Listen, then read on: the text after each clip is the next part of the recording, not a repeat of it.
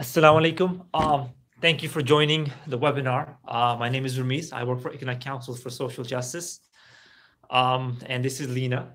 She was on the trip with us to Palestine that we were blessed to go to a few weeks ago.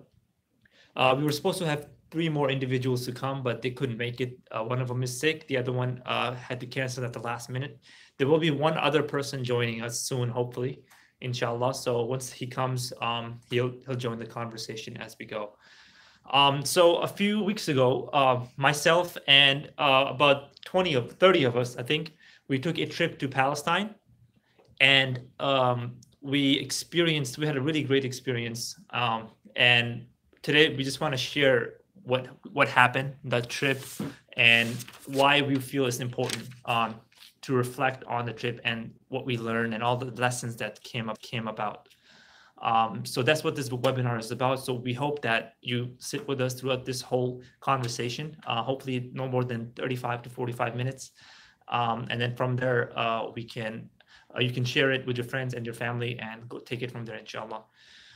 Is there anything you want to add, Lina? You want to introduce yourself first? Go ahead. Yeah, my name is Lina Ghannam. I'm Palestinian and Syrian. I'm a graphic designer. I'm a professor at the Corcoran School of Arts and Design at George Washington University. And I am the creative director of the DC Palestinian Film and Arts Festival, which is coming up very soon at the beginning of October. Is there a website people can go to check that out? Yeah, dcpfaf.org. Okay. You should come check it out if you're in the DC area. It's great. Okay, alhamdulillah. So please do definitely check that out. She does great work, and you'll definitely see it on the website as well. So there are a lot of things that happened, and obviously in this hour we can't cover everything, but there are a few things that we wanted to cover. The first thing is the entry into Israel that we went to. So I had never been to Israel before. I think it was your first time as well. My first time. And you're Palestinian, right? And I'm Palestinian. Yeah. So it was her first time, my first time as well, even though I'm not Palestinian, but I wanted to learn what was happening.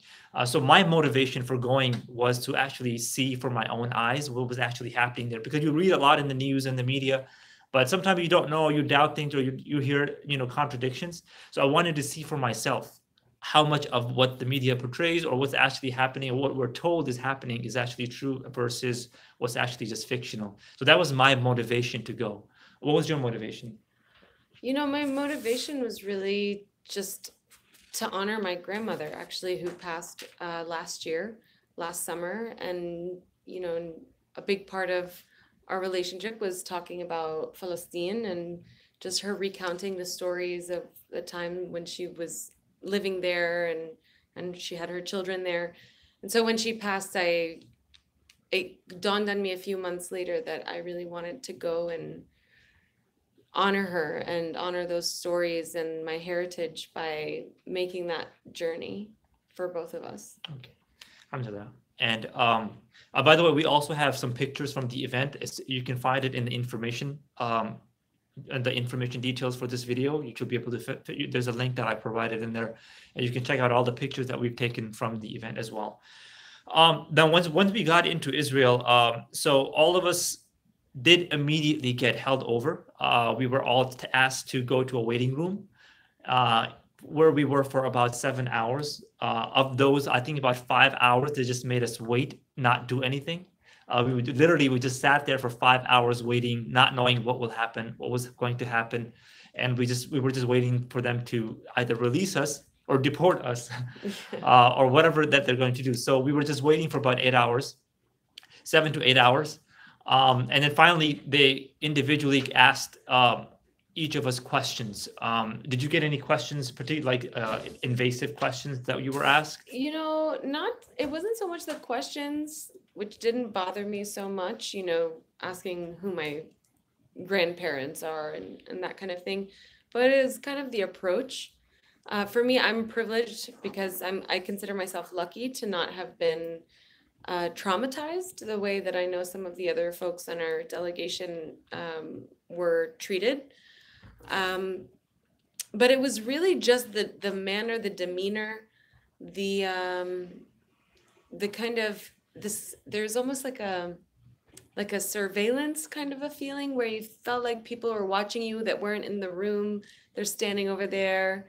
It was almost like a performance of some kind. Right. So it was really that I was not prepared in that I didn't know what to expect, but it didn't throw me either, right? I don't know. I kind of I felt lucky that I didn't get the worst of it. So I'm just sorry that some people who were with us did have a very, very difficult time being questioned. Right.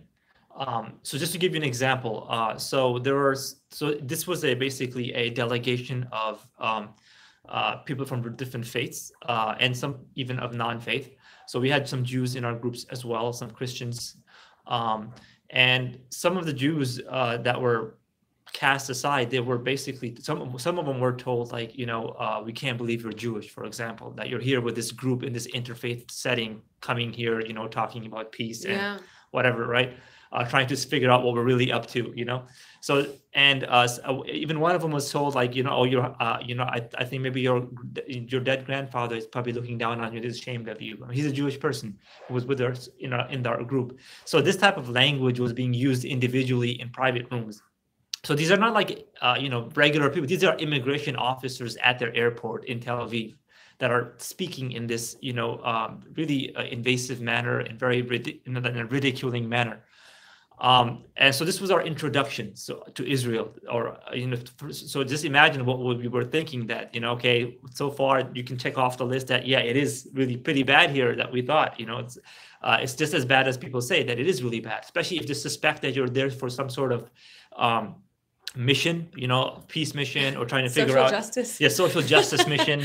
Anything good. Or some activism, or trying to figure out what Israel is really up to. Is there really racism? Is there really, social justice issues related to Palestinian rights and their lands, and whether they're taking it or not, which they are, by the way, and we'll get to that as well. So it was really interesting to see all of that.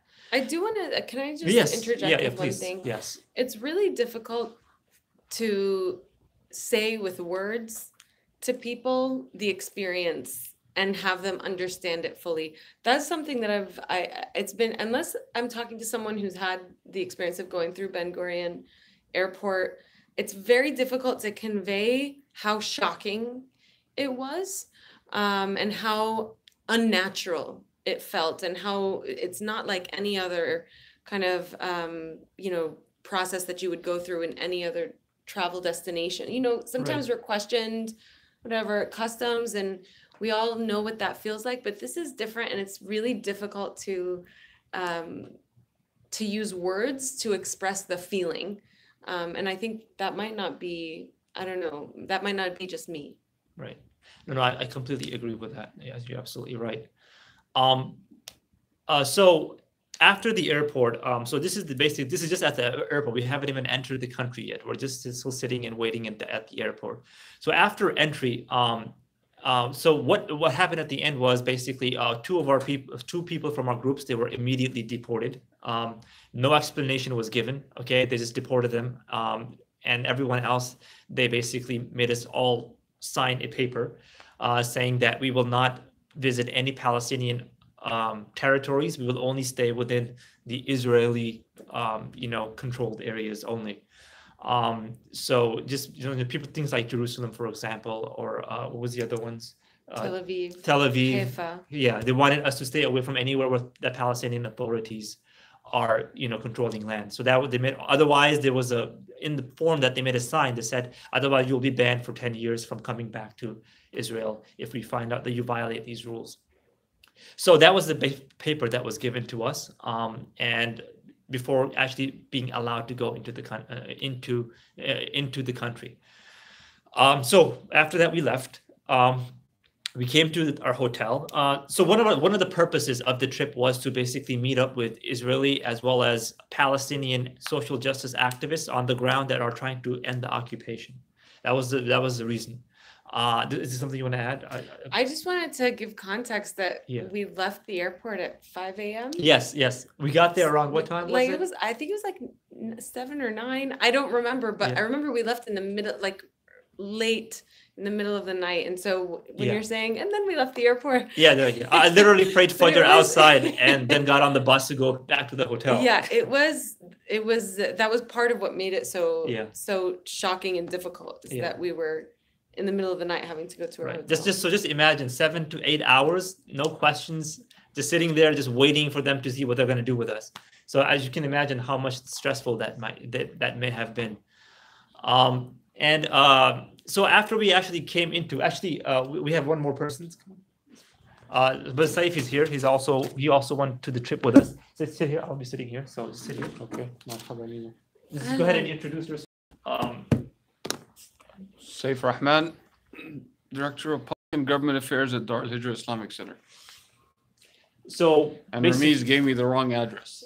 So sorry, I had no. I was wondering where you were. Yeah. Yeah. Okay.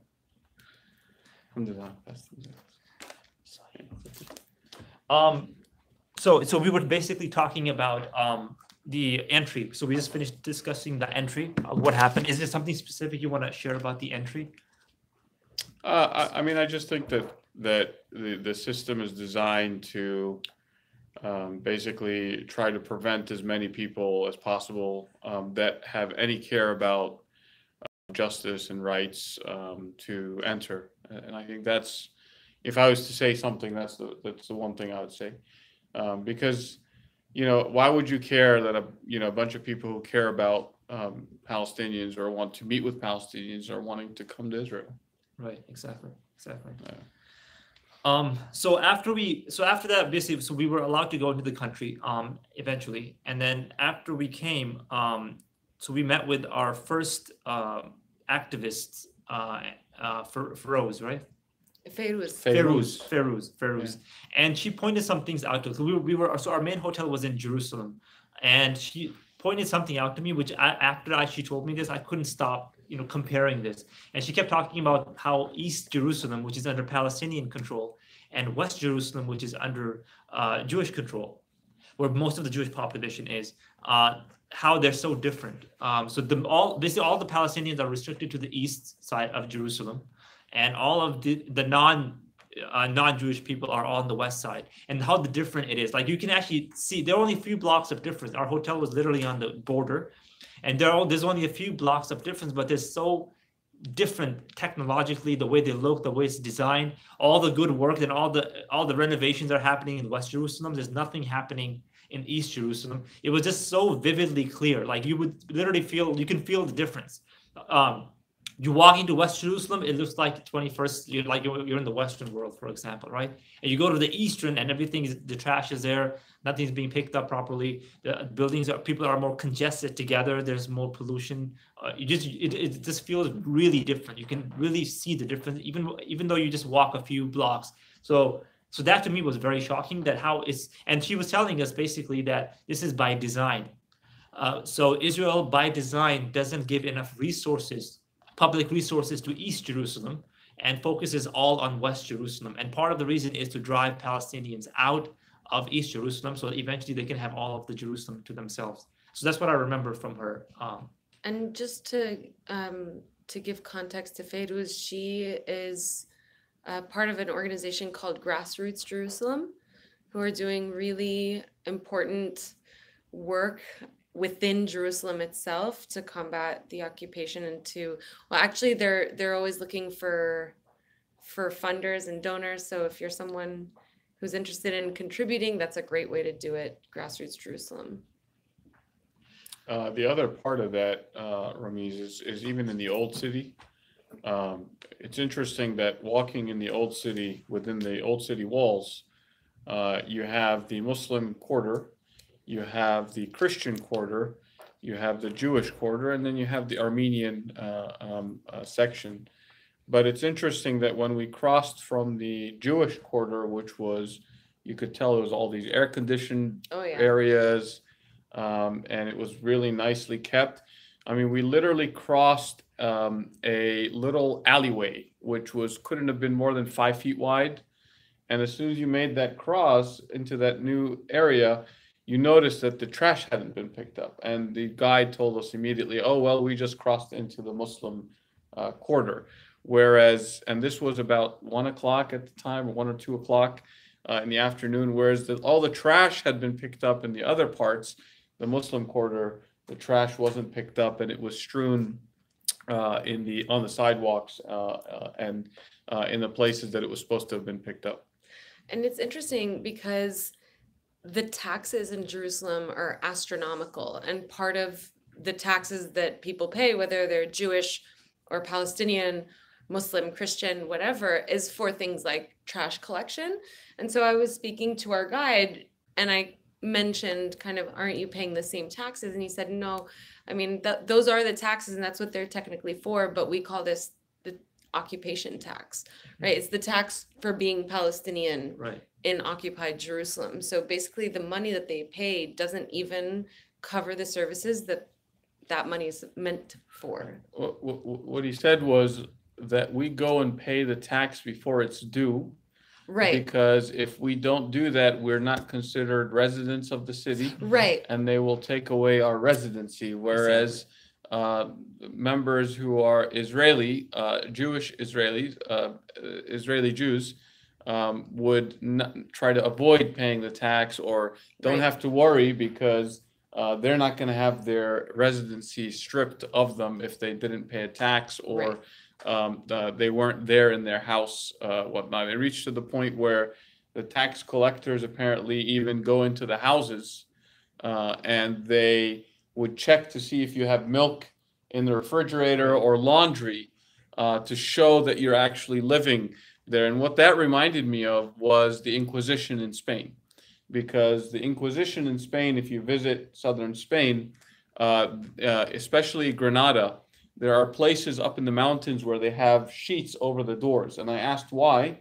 And they said that the inquisitors should be able to open at any time, look inside, and make sure you weren't praying. Right. This was back in, the Inquisition time. Right. So the fact that, they go into the house and check for milk, and it just reminded me so much of, the Inquisition, the pogroms of, Spain at that time. Yes, so those who may not know who are watching, so in Jerusalem, basically, Palestinians don't have a citizenship status within the city.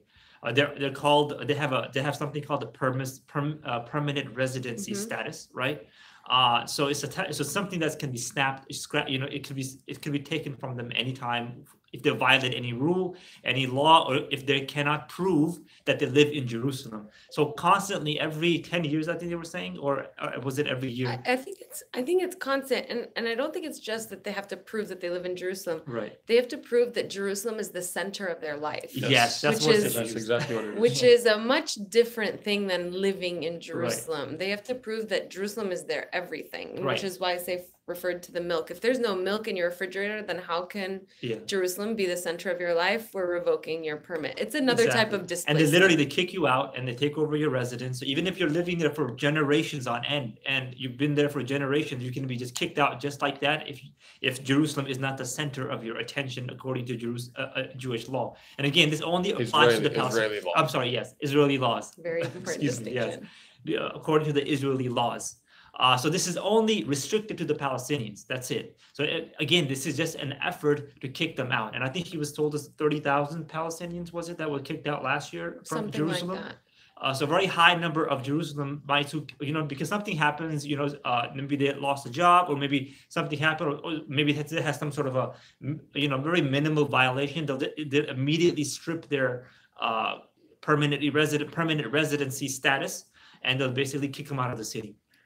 And add to that, I'm sorry, Lena, if you want to say something, but add to that, if you get married from someone who is from outside of Jerusalem, they will not grant them residency status. So you have to make a choice at that point whether you want to marry someone from outside of Jerusalem, because they won't be allowed into Jerusalem, and you won't be able to be with your husband or wife or whatever it is. Yeah. So just imagine that. That's the type of tactics that the Israeli government is taking to just strip the land from the Palestinians. So this was just a part of what we, picked up. There was far more. I just want to add to that. So one of the things the thing that really I took away the most from the trip, I learned the the multi-layered kind of tactics, to use your word, at displacement. So I thought displacement before I went was a very literal, we're going to demolish your home or we're going to kill you, that kind of displacement, or threaten you with death. But displacement trickles down to even these really kind of seemingly innocuous laws, right? Of like, oh, well, you can't park your car here. You don't have a permit to park your car here. Do it a few times and they take away your permanent residency. You are displaced. And so I think Jerusalem was a really big lesson in how displacement works on many levels. As part of that displacement, it even applies to the religious sites. So the only religious site that we saw that the religious community wasn't in charge of was Al-Aqsa. All of the Christian religious sites, the Christian groups managed all of the details around it, the access and everything associated with it. The only site that existed in Jerusalem was Al-Aqsa, where you had Israeli guards at the gates, and they are the ones that can check you and harass you and decide whether you go into Al-Aqsa or don't go into Al-Aqsa. And they've also taken over one gate, it's called Al-Buraq Gate, the Western Gate, that's next to the Buraq Wall, the Western Wall, or the quote-unquote Wailing Wall. And they now are allowing tourists through that wall. Even tourism, religious tourism that's associated with Al-Aqsa has become a tool of occupation and displacement, as Lena mentioned. I mean, it's so insidious because it's like, well, the one time that we were there to pray Jum'ah, the Friday prayer, they decided that they were going to attack the mosque, the masjid, while the congregants were still making their sunnah after Jum'ah prayer. And basically, when they decided to do that, the decision was they were going to close the masjid. So they actually bolted up and chained the doors of the Masjid al-Aqsa. And I want people to actually go back in history and look at how many times that has happened to any Christian, Jewish, or other religious sites, or the Mormons, for example. The LDS Church has a big, compound that has been granted by Israel. How many other religions have had their religious sites attacked and shut down by the Israeli authorities in the last 50 years? That's a very good point to think about. Before I go further, do you want to talk about that little incident you had with the guard one of the days? So as he said, Asif said that basically the Israeli guards surround Al-Aqsa and you have to go through them. So they can stop anyone at any time. They will definitely stop Palestinians. Luckily, we had American passports that were always allowed to go in through. But usually Palestinians have a very difficult time, especially if they're young. They have a very difficult time to even go and pray in Al-Aqsa, even though they live like under 50. I think you're not allowed to go pray if you're from outside if you're not a resident of Jerusalem. Right. So it's very difficult. So we had one incident during one of these visits to Al-Aqsa. So you go ahead and say tell us what happened. By the way, we witnessed this all with our eyes. It happened right before our eyes. So this was, I think it was Friday morning, if I'm not mistaken. We were going to make our salah, and we try to just avoid eye contact with these guys going in because some of them are just nasty as you try to enter the masjid. So we were walking by, and one of them decided he wanted to call me, and I just ignored him and kept walking. And he didn't say anything after that, but his other partner, or the other soldier that was with him, decided that he was gonna take up my cause, I guess. So he said, he stopped me and he said, come here. I said, well, I'm standing right here. You can talk to me right here. You're standing here. He's like, no. He insisted that I walk back 10 feet, whatever it was, just to show that he has domination and he has the authority and the ability to tell me where he wants me to go. And it was clearly basically an act to show that, look, I control. I'm the one that decides who goes in and who doesn't go in. So he said, where are you from? I said, America. And then he couldn't say anything after that. So he starts flipping through the passport. I could hear him actually cursing me in Hebrew. The one that pushed me. He was sitting there talking to his partner, cursing me. And I said, yeah, I can hear you cursing me, back at you too. And then he just said, have a nice day, after this scenario. So one of our colleagues was standing closer to the door, and he said, I hope you don't have a nice day. And we just walked in. But I mean, it was clearly just to show I've got authority, that I can control whether you Muslim can go pray in this masjid or not. And that's basically it. I mean, we saw many communities. So we saw Turks, for example, who were stopped, and they would demand that they leave a passport with them at the gate in order for them to go make their prayers. Of one of the group members, we saw Palestinians who weren't allowed at all to go, and they were just literally turned back. And if you can imagine this, you are coming to pray in the third holiest site in Islam, and you literally at the gate you can see the Qubba, you can see the Haram al-Sharif at this gate, and only to be told, no, you're not praying here, go turn around. I mean, it's a demoralizing thing to do, and I think it's intentional the way that it's done. Now I want to quickly shift focus on our next. So after that, we were meeting with different people, different activists, and visiting different cities, different sites. So I want to focus on the next point is the Tent of Nations a little bit, which is a very interesting story. Lena, do you want to tell them about what it is, since you spent maybe more time than us with them? Well, I unfortunately was not able to spend more time at the Tent of Nations because the Zionist regime did not want me to, so I had to leave. But that's besides the point right now. The Tent of Nations is basically, it's born of a family farm that has existed in the area of Bethlehem since the Ottoman period. And it's been owned by the same family, the Dawood family, who are really wonderful, because we got to spend one night there. And Palestinian Christians. They're Palestinian Christians, right. And they basically, after 1948, the land has slowly been, there's been a tremendous amount of land theft, particularly in the Bethlehem area, regardless of the fact that it's supposed to be Palestinian land.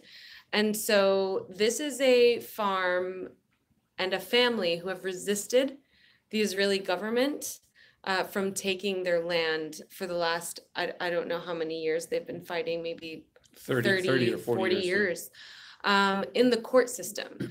And because they have papers, documentation of their land ownership, dating back to the Ottoman period. I think they have like four. So they have the Ottomans, they have the Hashemites, because they controlled it, and they also have the nascent Israeli Authority. Right. So they've got, thank you. Yeah. I did not have that much memory of it.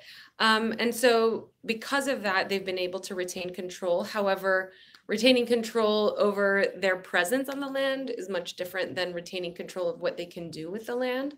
They are surrounded by settlements on all sides that look really ordered and funded and active from where you stand. It's such a beautiful location.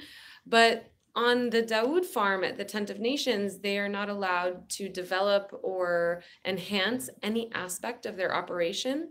They have experienced a tremendous amount of violence in the past, trees uprooted, just threats, constant threats.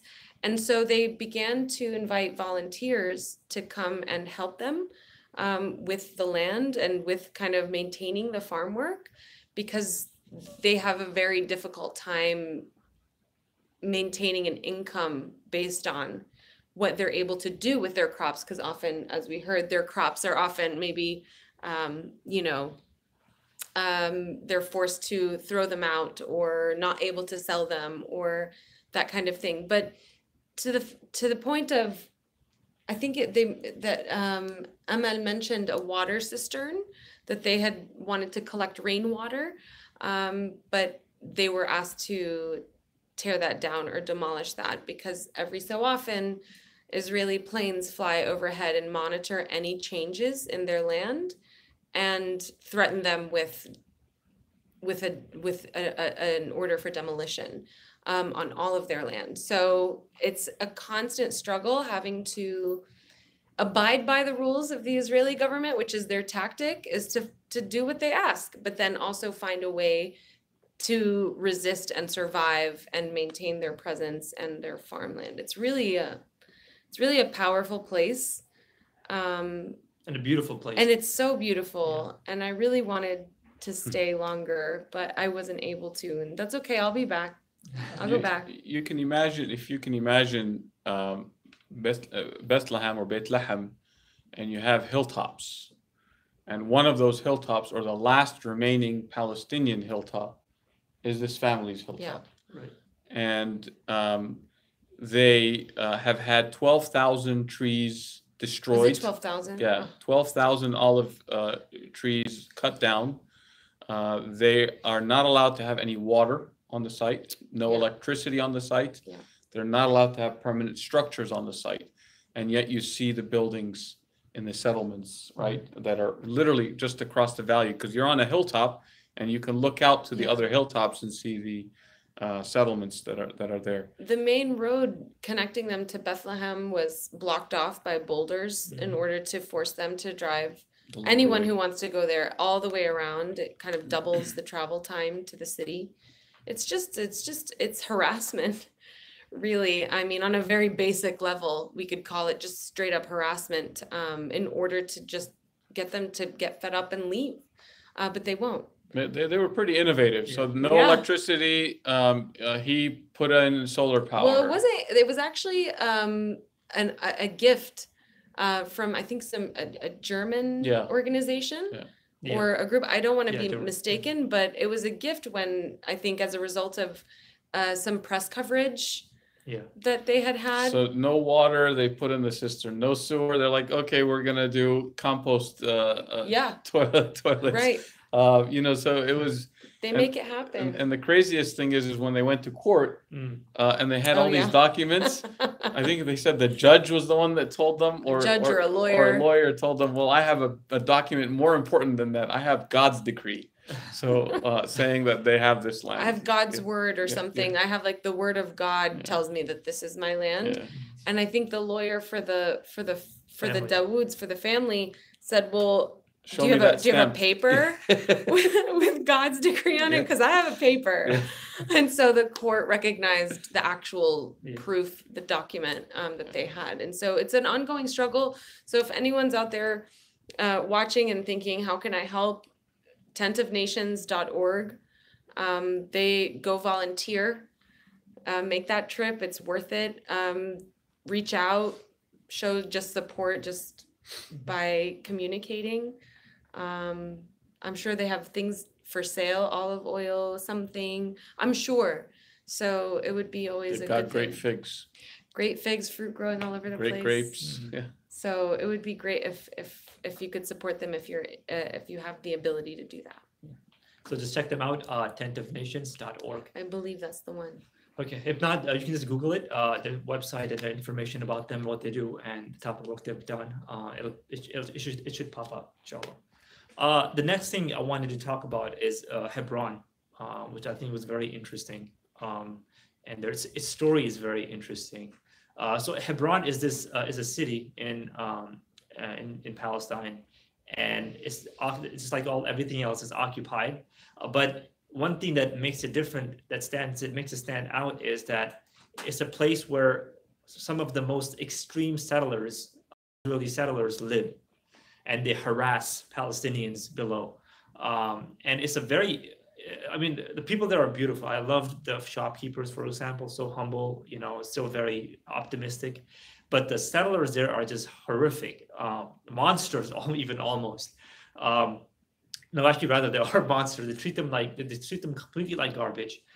So if if you go to Hebron and you go to the marketplace, so they have these cages that you're basically on top of them. And the reason for those cages is because the Israeli settlers that live on top, they constantly, on purpose, throw trash, urine, sometimes even puke, whatever thing they can down into the street on purpose, just to harass the shopkeepers and the marketplace. And it's because of that, one of the shopkeepers was saying that people have started coming less because they're always afraid something's going to fall on them. So they have these cages to protect themselves below from being harassed in this way. So I thought that was there was a lot of other stuff that they shared as well. I want to get into it as well. But is there anything particular that you guys remember or you want to point out about Hebron? Well, for me, it was walking along the abandoned marketplace, the original marketplace, the Shuhada, Shara Shuhada, or the Martyrs Street. This was a very lively, thriving marketplace full of just like, it felt so, it's actually a little emotional just even thinking about it. You could see that this was a place that had life, that had, something very special, and it has been completely kind of not just shut down, not just blocked off, but kind of obliterated in front of your face. And it's almost like they leave it there as like a sign of, hey, this is what's coming for you. This is what you have here as a Palestinian. You have nothing. You have shadows of a history. You have bones. You have dust. And it was really powerful just to walk down that street. And you have to walk down it in order to, I guess you don't have to, but we did walk down it in order to access the smaller marketplace that's now still in operation. But it's devastating. It's devastating because there wasn't a war there. There wasn't something that happened in order to kind of, there are still people who live in that space. They're just not allowed to fix anything or build anything or sell anything. Shara al-Shuhada is a place, it's an emblem of the dehumanization that's happening, I think, Bil Khalil, Hebron. It's just a really it's a visceral experience seeing that, and then seeing the people like Ramiz is saying, who are lovely, who have joy, who are kind of, who joke and play and are serious at the same time, and who have all of the awareness in the world and very intelligent. And they're right there, and they have to live it. It's almost like torture having to see that this is the intent for them, but at the hands of the Israeli government. It's there's a Palestinian joke that the people of Khalil are very hard-headed, right? And that to me represents ayah in the Quran. Allah subhanahu wa ta'ala says, وَلَوْلَا دَفْعُ اللَّهِ النَّاسَ بَعْضَهُمْ بِبَعْضٍ لَفَسَدَتِ الْأَرْضِ.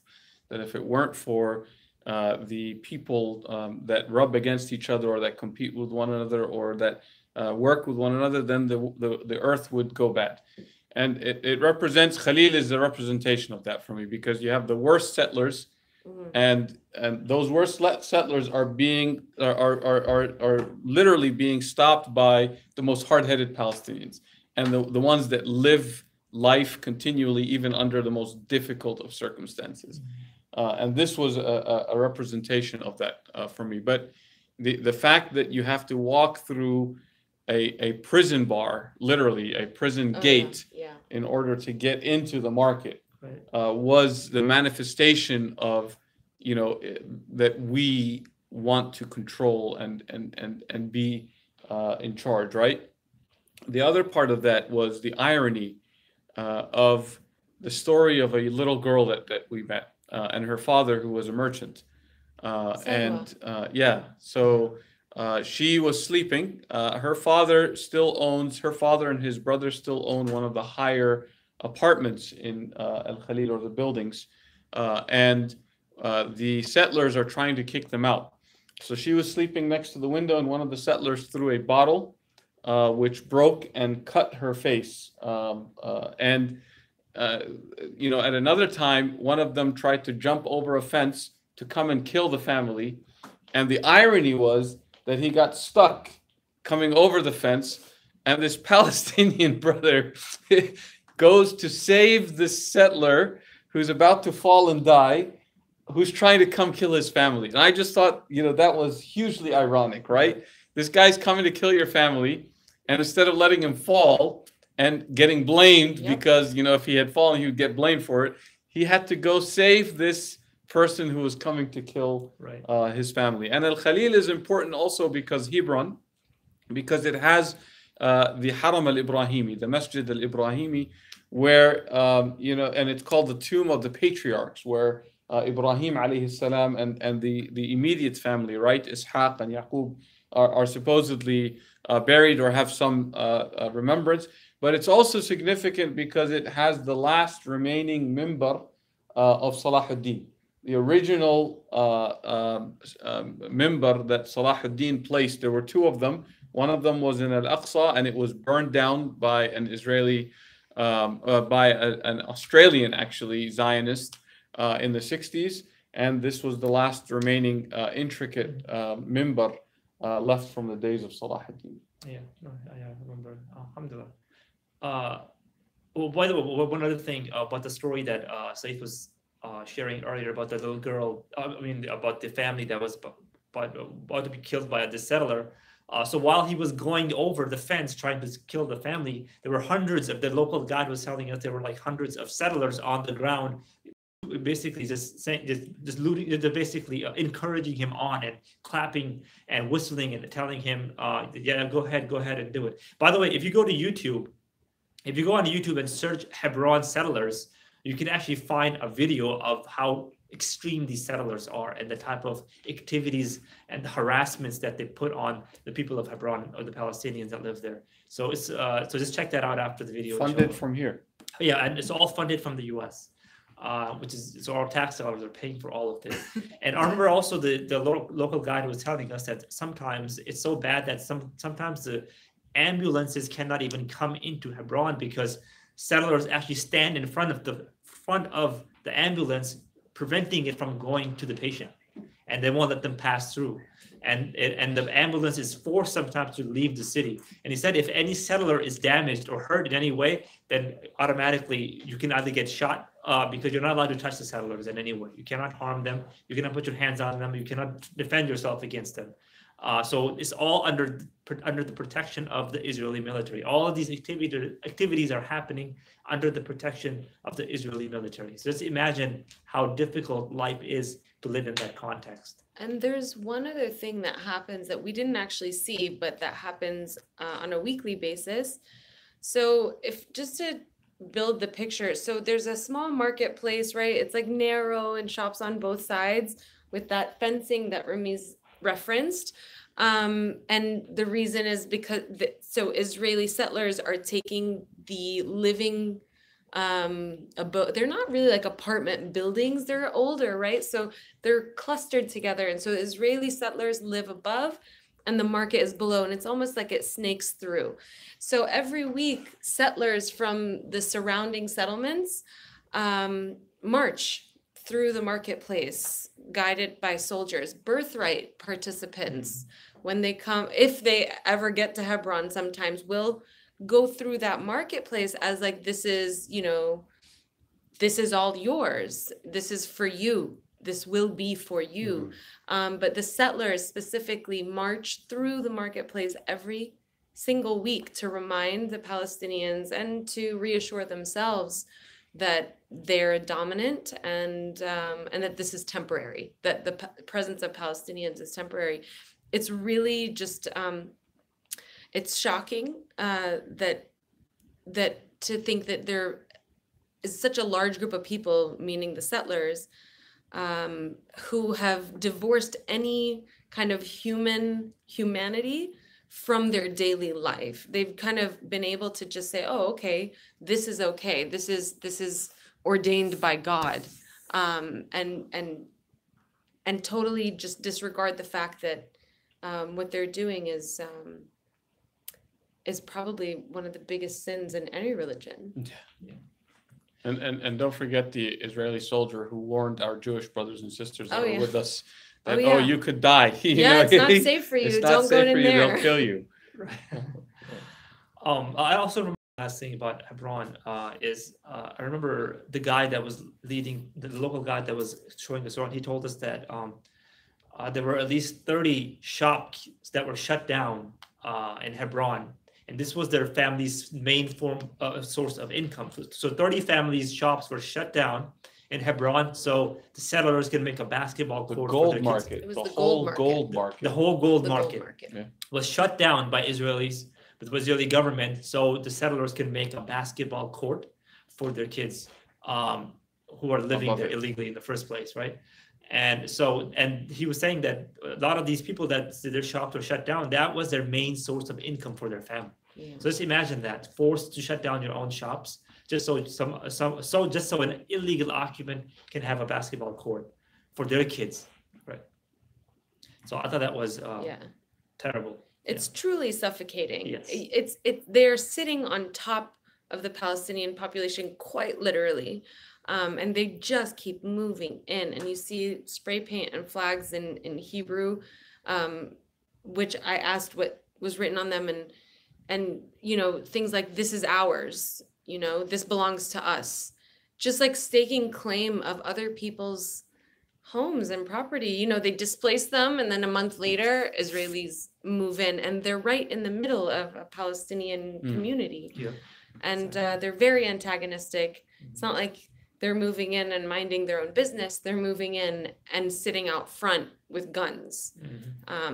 So, Yeah. it's suffocating. Yeah. I feel for the Do you people want to there. talk about Lifta? Because that was something. Yeah. So my next point was, if there's anything else you wanted to, before we talk about the exit, if there's anything else you wanted to bring up. Yeah, I really want to talk about Lifta, because Lifta was just a very surreal experience. And Lifta is essentially a Palestinian village, which is on the outskirts of Al-Quds, Jerusalem. And its lands actually extend from inside Al-Quds to Lifta. So people from Lifta actually still live in Al-Quds, and these were their farmlands and their other lands that were there. And they were expelled in 1948. And what was interesting for me was my brother-in-law, my sister's husband, is actually originally from there, and apparently his grandmother is buried, or I think his grandparents were buried in the graveyard that's next to the masjid there. But what was surreal was this abandoned village, which you can still see the houses, you can still see that there were people that occupied this. The house was there, and the houses were still intact, and Israel had declared this a national park, Right. and we saw a bunch of Orthodox Israelis having picnics amongst abandoned houses of people who used to live there, Right. and swimming in one of the last remaining springs that exists. And to me, the analogy that came to mind that I could think about was, if you can imagine someone going to Auschwitz and having a picnic at Auschwitz. I mean, that's essentially what that was. You kill people, you expel people, and then you go on top of that and have a picnic where you have done a crazy crime, a crime that is unconscionable. And that was just surreal to me. Yeah, they bring their children there. Yeah. Which was even more difficult Right. for me, to see children who don't know, who can't know at certain young ages, but that their parents bring them there, and there's so much just levity, and it's very clear that something terrible happened here, because the homes are quite beautiful. These are not homes that people just abandoned. These are not homes that are in disrepair because they're shoddy or because no, it's They're clear. still nicely intact. They're big houses. It's clear that something terrible happened here, and they call it a nature reserve, actually. And I remember that because it's really quite beautiful. There's fig trees and cactus, and it's just so beautiful. And then if you look inside of the more dense vegetation, that's where they dump their garbage. Yeah. And so in my mind, I'm like, oh, okay, nature reserve. Okay, people who claim to love this land. Wow, you can't literally just garbage everywhere, and it's just telling of the story that I think they sell themselves, and it's really difficult to keep a straight face and not get angry going through Lifta. Yeah. And you definitely get I know we were getting a lot of dirty looks from the Israelis that were there because we were doing a tour through this area. And we were getting a lot of dirty looks from one of them started chanting something. Yeah. Yes. Yeah. The Palestinians don't go there. Yeah. And so it's I love that tour guide. Yeah. He was like, we're gonna walk right through here. It was like walking through a snake pit. Yeah. Yeah. It was interesting. I was like, are you sure? I know. He's like, of course we're walking through here. Yeah. And I think he also told us that sometimes he's harassed, but he's so used to it now. He's just like, I have a response for anything that they bring up. So he's used to it. He's been doing it for years. But he proudly goes there and tells, like, these guys are swimming in the background, right? And having a picnic. And he's like outside telling the Palestinian story of what happened here and how they were massacred and slaughtered in this land, or in this very area. And how to get the homes. And we still have history here and things like that. So it was a very great experience for all of us. I know earlier, Lina, you said you wanted to bring up something as well. It just the experience that stuck with me so much. I don't know. I think back to it so often. Was our visit to the Teisha refugee camp, and there's nothing about it that's remarkable or different than any other refugee camp. And a friend that was good. Yeah. That was Aida. Was Aida? Yeah, you're right. That was Aida. Yeah, you're right. But a friend of mine asked me. She said, "Well, are these refugees? Are they Palestinians? Are they refugees?" And I said, "Well, yeah, they're refugees. They can't go back to their villages. So all of these camps are refugee camps, and they're not different than one another." But I think the people in Teisha were, I don't know, of a different kind of resilience that I hadn't seen face to face yet. There's just something about the energy in the air. It's not anything that I can put a lot of words to, but the one story that I think we can all agree, which was very touching and extremely emotional for me personally, we're being taken through the neighborhood by a young man who has grown up there, and we stop in a little clearing. It's a very tight, tiny, passageway throughout the neighborhood, and we stop in this clearing, and he's speaking to us as a group, and we're a large group, and it's clear that we're not from there. And a young man comes, and he's holding a big round of bread, like Arabic bread. And he hands it to Izzuddin, one of our leaders, and he said, "This is from my mom."